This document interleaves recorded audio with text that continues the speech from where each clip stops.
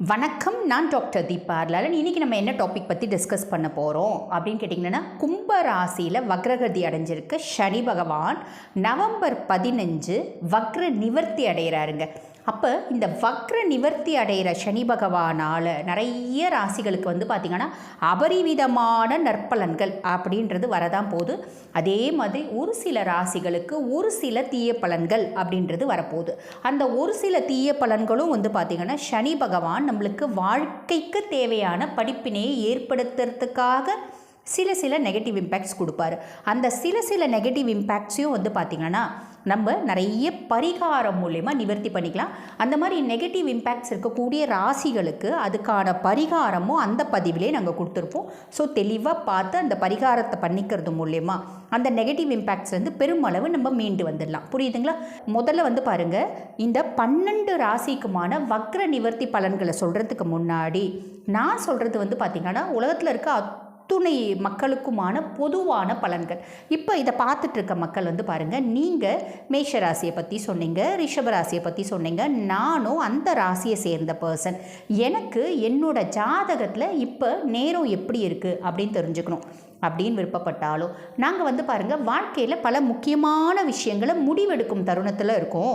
அதனால் எங்கள் ஜாதகத்தை நாங்கள் நல்ல பரிசீலனை பண்ணிக்கணும் அப்படின்னு விருப்பப்பட்டாலும் நான் பேசிகிட்டு இருக்கும்போதே என்னோடய வாட்ஸ்அப் நம்பர் டிஸ்பிளேயில் போட்டிருக்கோங்க. அந்த வாட்ஸ்அப் நம்பருக்கு ஃபோன் பண்ண பெரும்பாலும் நாட் ரீச்சபிள் இருக்கும்.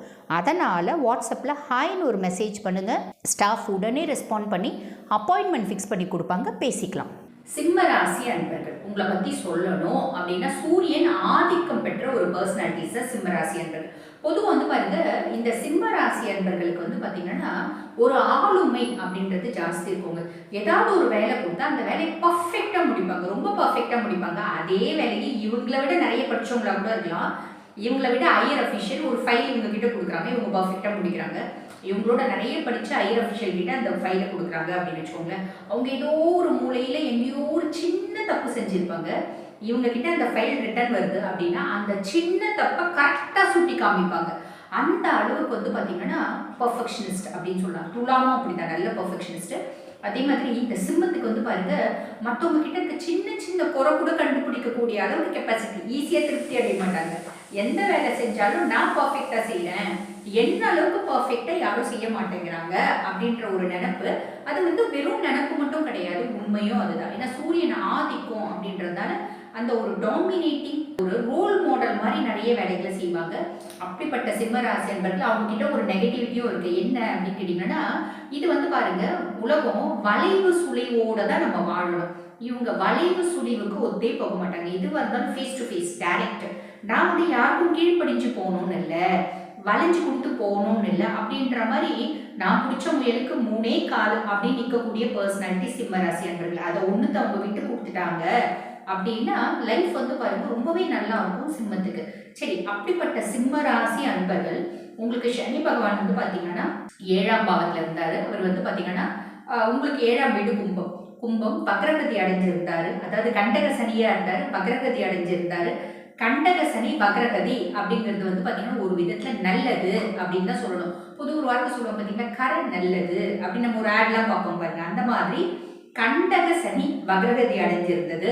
உங்களுக்கு பார்த்தீங்கன்னா ஓரளவுக்கு நல்ல ரிலீஃப் அப்படின்றது தான் இருந்துச்சு.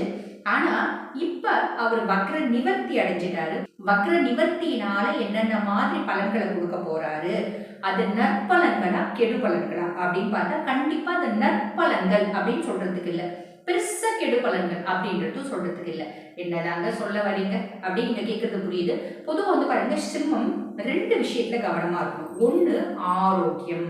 அந்த ஆரோக்கியம் சார்ந்து என்னென்ன மாதிரி பிரச்சனைகள் வரதுக்கு வாய்ப்பு இருக்கு அப்படின்னா, பொதுவாக பாருங்க, சனியினோட டார்கெட்டட் ஏரியாஸ்னே நம்ம உடம்புல இருக்குங்க.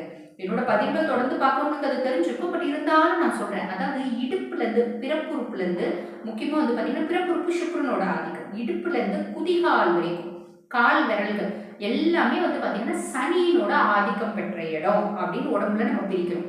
அப்ப அந்த இடுப்புலேருந்து நம்ம கால் விரல் வரைக்கும் பார்த்தீங்கன்னா நம்மளுக்கு பலவிதமான பாதிப்புகள் வரத்துக்கு வாய்ப்பு உண்டு. இந்த சயாட்டிக் பெயின் அப்படின்னு சொல்லுவாங்க பார்த்தீங்களா, அது இடுப்பு வலி. இடுப்புல பார்த்தீங்கன்னா டிஸ்க் ப்ரொலாப்ஸ், முதுகுல அதாவது இந்த சாக்ரல் போன் ப்ரொலாப்ஸ் வரும்.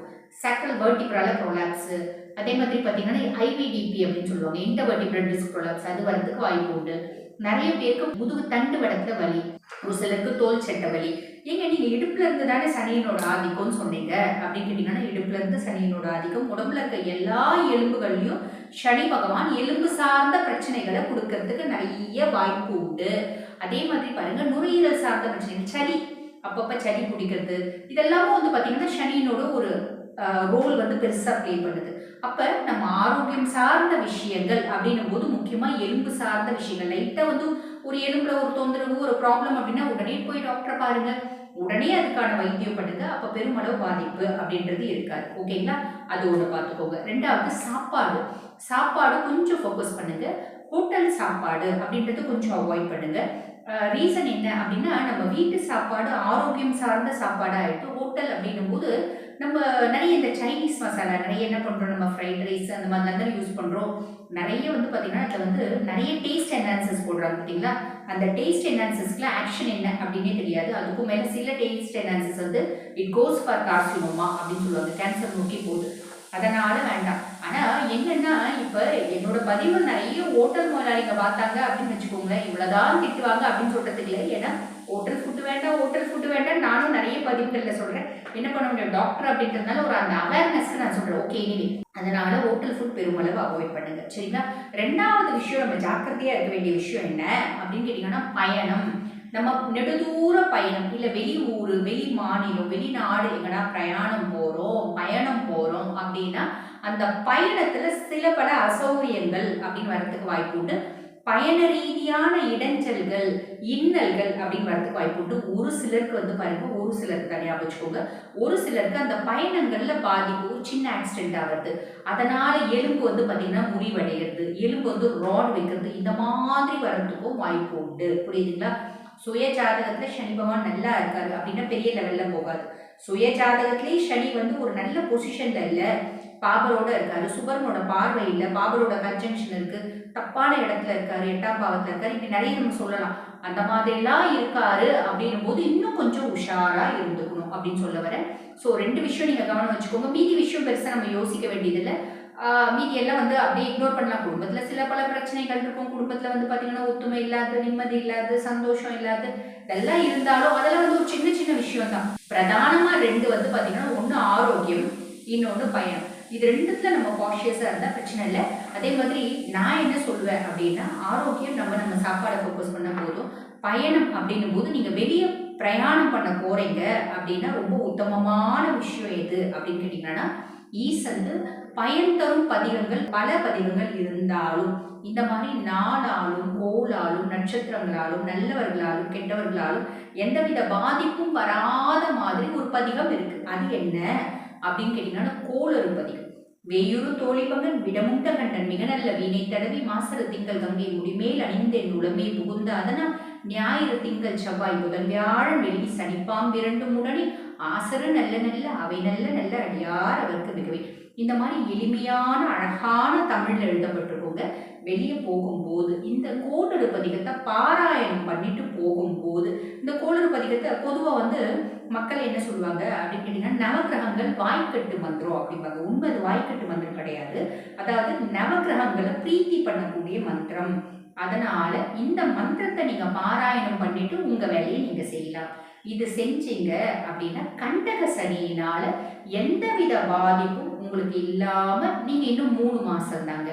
3 மாசம் நம்ம கொஞ்சம் ஓவர் கம் பண்ணிக்கலாம். அடுத்து சனி பகவான் எங்க போறாரு, அது மார்ச் 21 சனி பயிற்சியில இந்த சேனல்ல அந்த பதிவு பார்க்கலாம். சிம்மம் பிரயாணம், அதே மாதிரி ஆரோக்கியம், கவனம். வாழ்த்துக்கள். சிம்ம ராசி அன்பர்களுக்கு சனி பகவான் வக்ர நிவர்த்தி அடைகிறாரு. மிகப்பெரிய ஒரு விடுதலைன்னு தான் சொல்லணும். ஏன்னா உங்களுக்கு கடந்த ஒரு 6 மாதமாக நீங்க என்ன செஞ்சிட்டு இருக்கிறீங்கன்னு உங்களுக்கே தெரியாது. அந்த அளவுக்கு மனதாகப்பட்டது பெரிய பெரிய விஷயங்கள்ல ஒரு முயற்சிகளை செய்து அதுல ஒரு தோல்வியை கண்ட அன்பர்கள் தான் இந்த சிம்ம ராசி அன்பர்கள். ஏன்னா 7ஆம் இடத்துல இருக்கக்கூடிய அந்த சனி பகவானுடைய வக்ரமாகப்பட்டது உங்களுக்கு நிறைய கடன்களை கொடுத்துருச்சு. அதே சம்பந்தமாக உங்களுக்கு உங்களுக்கு நிறைய வியாதியையும் கொடுத்துருச்சு. ஏன்னா ஒரு விஷயங்களை நீங்க முயற்சி செய்து நீங்க செஞ்சிட்டு இருக்கும் போது அது வேற ஒரு விஷயத்துக்கு திசை திரும்பும் போது இந்த சிம்ம ராசி என்பர்களுக்கு தான் என்ன செய்வதென்று செய்வதறியாது நீங்க திகைப்பான ஒரு சூழ்நிலையில இருக்கிறீங்க. நம்ம என்ன செஞ்சுட்டு இருக்கிறோம், எந்த திசையை நோக்கி நம்ம பயணிச்சுட்டு இருக்கிறோம் அப்படின்ற மாதிரியான ஒரு மனக்குழப்பமான ஒரு சூழ்நிலையில தான் இருக்கிறீங்க. கவலைப்படாதீங்க சிம்மராசி என்பர்களுக்கு. இந்த 4.5 மாதங்கள் உங்களுக்கு ஒரு பொன்னான காலங்கள். ஏன்னா 7ல் சனி பகவான் இருக்கும்போது பாத்தீங்கன்னா உங்களுக்கு அந்த தொலை தொடர்பு, ஒரு கம்யூனிகேஷன், ஒரு களத்திர ஸ்தானம் அப்படின்ற மாதிரியான நிறைய காரகத்துவங்களுக்கு அந்த சனி பகவான் உங்களுக்கு இந்த காலகட்டத்துல ஹெல்ப் பண்ண போறாரு. இந்த சனி பகவானுடைய வக்ர நிவர்த்தி பாத்தீங்கன்னா அது சனி பகவானுடைய பார்வையை முக்கியமாக கொண்டு இந்த 4.5 மாதங்கள் செயல்பட போகுது. இந்த காலகட்டத்துல அந்த சனியினுடைய பார்வை தான் முக்கியமாக செயல்பட போகுது. அவருடைய பார்வை பாத்தீங்கன்னா 3, 7, 10 அந்த 3ஆம் பார்வையாக உங்களுடைய 9ஆம் இடமான பாக்கியஸ்தானத்தை பார்க்கிறார். அடுத்து 7ஆம் பார்வையாக உங்களுடைய ராசியையே பார்க்கிறார். அடுத்து 10ஆம் பார்வையாக உங்களுடைய சுகஸ்தானத்தை பார்க்கிறார். நான் சொன்னேன் இல்லையா, நீங்க 6 மாசத்துக்கு முன்னாடி ஒரு வியாதியினாலேயோ இல்ல கடன்னாலேயோ ஏதாவது ஒரு அவஸ்தையை நீங்க பட்டிருப்பீங்க. ஏன்னா நீங்க முயற்சிகள் செய்துட்டு தான் இருக்கிறீங்க. அந்த முயற்சிகள் உங்களுக்கு திசை திரும்பக்கூடிய ஒரு நேரமாக இருக்கும். எப்படி அப்படி எக்ஸாக்டா சொல்றீங்க மேடம், எங்களுக்கு அப்படிதான் நடந்துருச்சு அப்படின்னு சொல்லக்கூடிய இந்த சிம்மராசி என்பவர்களுக்கு, ஏன்னா இந்த கோச்சார நிலவரப்படி உங்களுக்கு அந்த சனி பகவான் வக்ரம் ஆகிறது சில விஷயங்களை நன்மைகளை கொடுத்தாலும் அந்த தசாபுத்தி படி சில நிறைய அன்பர்களுக்கு சிம்மராசி அன்பர்களுக்கு ஒரு தேவையில்லாத சம்பவங்களை கொடுத்திருக்கும். நிறைய பேருக்கு லோன்னால நிறைய பிரச்சனைகள், கிரெடிட் கார்டு, இஎம்ஐ இந்த மாதிரியான சில விஷயங்கள்ல உங்களுக்கு நெருக்கடிகளை கொடுத்திருப்பாரு. ஏன்னா சில விஷயங்களை நம்ம செய்தாதான் அந்த பிரச்சனைகள்ல இருந்து நீங்க வெளிவர முடியும்ன்றது அந்த கிரகங்களுக்கும் நம்ம வழிபடுற தெய்வங்களுக்கும் தெரியும். அதனால சில சின்ன வழியை நீங்க பொறுத்துதான் ஆகணும். எப்படி இந்த குழந்தைங்களுக்கு வேக்சினேஷன் போடும்போது அந்த குழந்தைங்களுக்கு ஜுரம் வரும். அந்த ஜுரம் வந்தாதான் அந்த குழந்தைகளுக்கு அந்த மருந்துல இருக்கக்கூடிய அந்த வலி நிவாரணம்ன்றது கிடைக்கும். அதே சமயத்துல அந்த நோய்களுக்கு எதிரான அந்த ஒரு எதிர்ப்பு சக்தின்றது கிடைக்கும். அதே மாதிரிதான் எல்லாம் சேம் ட்ரீட்மெண்ட் தான். நம்ம சனி பகவான் கொடுக்குற அந்த ட்ரீட்மெண்ட் எல்லாமே குழந்தைகளுக்கு அந்த வேக்சினேஷன் போடுற மாதிரி தான். உங்களுக்கு ஒரு சின்ன வலியை கொடுத்திருப்பாரு.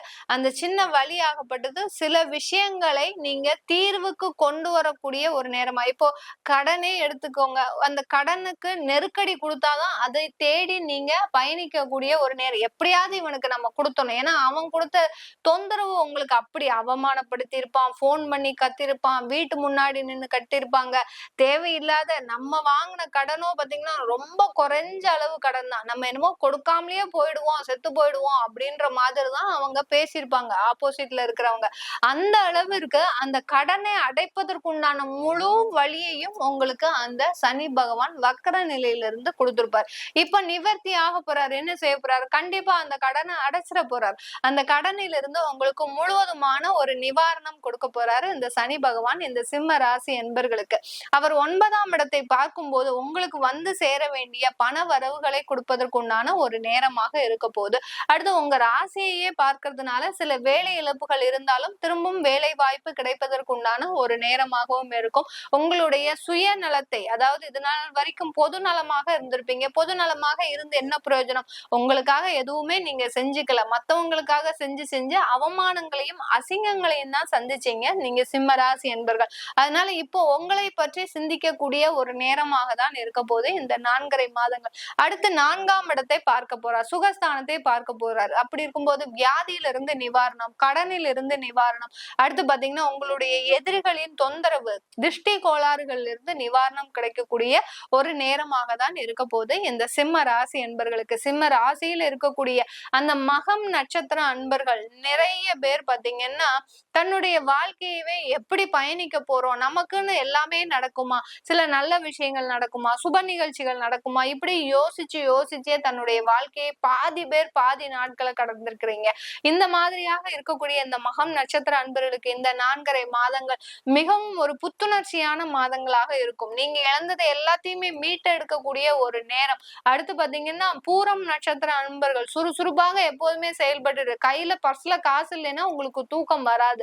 அப்படி இருக்கக்கூடிய இந்த பூரம் நட்சத்திர அன்பர்களுக்கு உங்களுடைய வருமான வளர்ச்சி, பதவி உயர்வு, இப்படி ஒவ்வொரு இடத்துலயும் பாத்தீங்கன்னா உங்களைய ஒரு இது வைக்கக்கூடிய ஒரு ஸ்டாம்ப் அடிச்சுட்டு நீங்க தான் அந்த இடத்துல இருக்கிறீங்க அப்படின்ற மாதிரியான ஒரு ஸ்டாம்ப் அடிக்கக்கூடிய ஒரு நேரமாக தான் இருக்க போது இந்த பூர நட்சத்திர அன்பர்களுக்கு. அடுத்து உத்திரம் நட்சத்திர அன்பர்கள். உத்திரம் நட்சத்திர அன்பர்கள் சொல்லவே வேண்டாம்.